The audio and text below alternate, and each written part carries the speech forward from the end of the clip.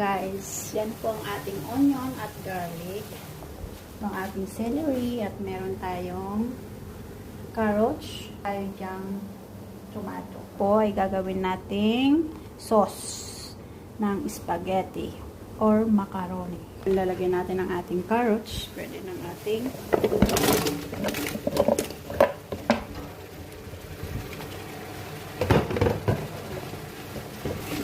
shake natin.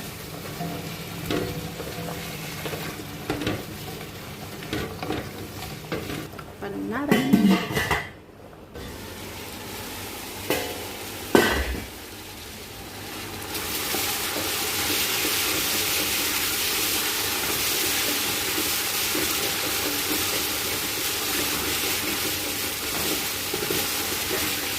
This one now.